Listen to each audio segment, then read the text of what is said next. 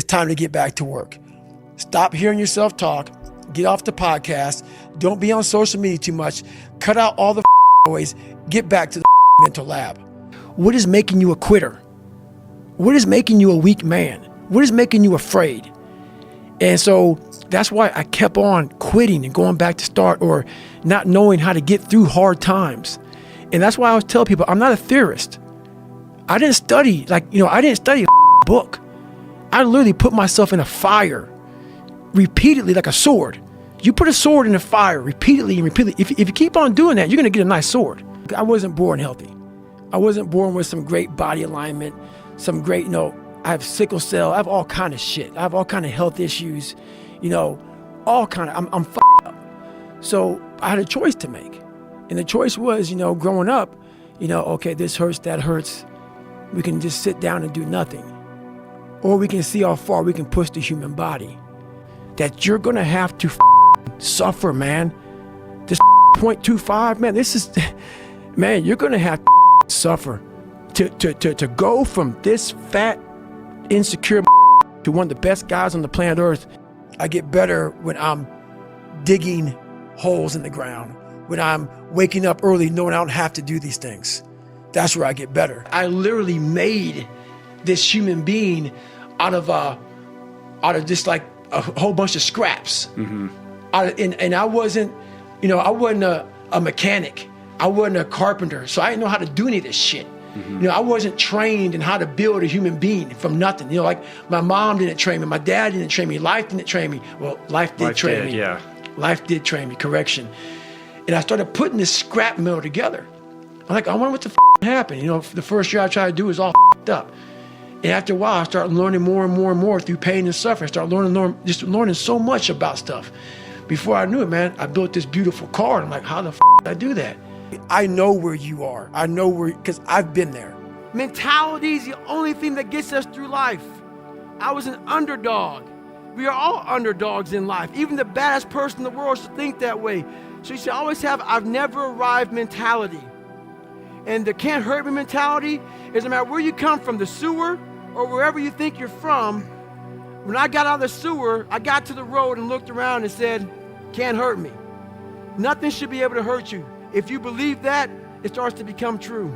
I'm always pushing that limit because I know that within pushing these limits, there's always more. But if you want to go to that edge where people do not like you, don't understand you, question everything you do, you've arrived.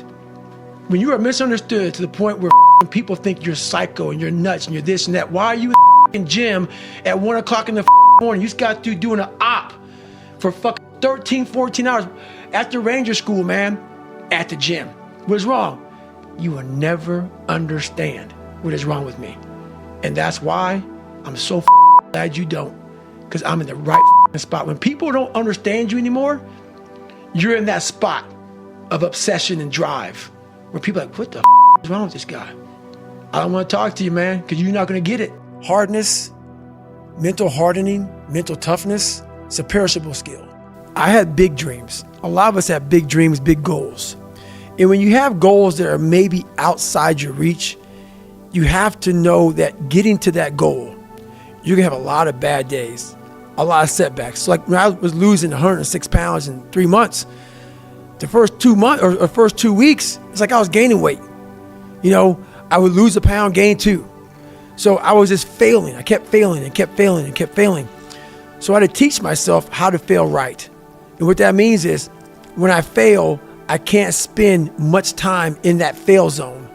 I have to be able to get up and get after the next day just as fast, because my goals were to be a Navy SEAL.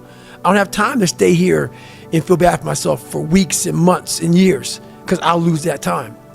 So the big thing is know that if you have big goals and big dreams, along the way, failure is going to happen.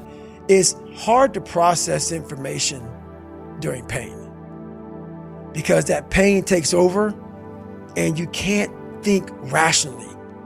You're thinking about fight or flight, save yourself. That's not a rational thought. It's not a thought that's going to get you through hard times. Most people fail that 1 second, afraid of dying, having never accomplished anything. That's a fear that some people run away from, that people don't want to face. When you have a real fear of dying and being just another person, that I live to pay the bills. I made $1,000 a month. This is my life. I spray for cockroaches, man. If that makes you feel good, that's great. It didn't make me feel good. I wanted to, the first time in my life, after 26 years, it was 24, 25, whatever it was, I wanted to feel good about myself. And buddy, when tell you, you can take a break now? Hey, you're up? As long as my knees are halfway worked, I got to run. You telling me, man, maybe a chance I can't run no more? Give me an excuse to not do shit, but as long as I have no excuse, I gotta do it. I started finding self-esteem. Once I found that, that's when doors started opening up. I stopped caring about people, that what they thought, being judged. Wow, if I say this, if I started right now, are you gonna make fun of me? I stopped caring about that. I started being able to take negative shit and be happy. And this whole, I say what if a lot, it sounds corny and it sounds weak, but it's true. You're not done yet. I found peace years ago. In the battle, you find peace. When you go to war with yourself, you find a lot of peace.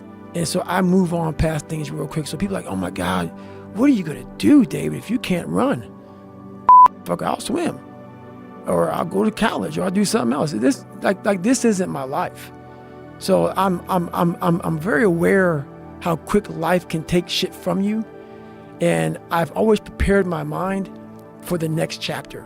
You can go out there for yourself and take some kind of pride in knowing that you could and you did. And I just beat it harder. And I beat it harder. Before I knew it, I started realizing, all right, man, the brain is starting to get hard. Whenever I'm weak at something, whenever I'm scared of something, I master it. I was a weak-minded person, so I mastered my mind. And in mastering my mind, I mastered the human mind. And I realized why I no longer judge people, why I no longer put people on a pedestal, because we're all up our own way. I ended up doing almost like back-to-back 200-mile runs. When the 200-mile race, 240-mile race was hard at once, it became something that was very easy after I figured it out. It's the worst pain I can't even describe the pain of that last 30 miles. My mind got stronger, so the pain in my knees, while it sucked, I've been doing it for so long. It was like it became my new norm. I have the ability to see the end before the beginning even begins. I had to stop thinking normal. I can no longer be a common man walking around doing common things. But no one taught me this stuff. It wasn't like I had, I paid a trainer to come train me. Jenny Craig didn't come down and miracle my ass. None of this happened. It was on me. And that's the thing you have to realize. Everything you do, you may have some support, you may not, but it's on you.